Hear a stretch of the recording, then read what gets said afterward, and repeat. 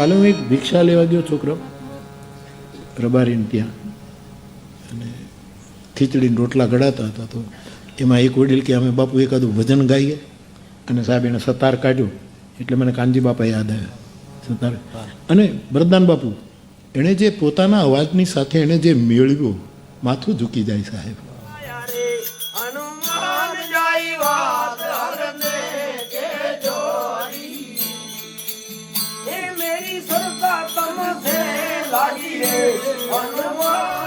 ગામડાની સૂરની તાકાત તો જુઓ. મંજીરા લીધા બધાએ નાના, અને પછી રામાયણ દેશી ભાષામાં ક્યાં સુધી એણે તુલસીદાસજીને નામે ચડેલા આપણી દેશી ભાષાના ભજનો બે સાંભળા. રામાયણ ક્યાં સુધી પહોંચ્યું છે એવું સરસ એ બાપો. મને તો એનો તારની સાથે ખાલી બીજું તો કાંઈ મેળવવાનું હતું ને, પણ એણે જે પેલું કરીને મેં કીધું સાપો આવો. આપણે ગમે એટલું ધ્યાન રાખીએ તો સૂર ચૂકાઈ જાય,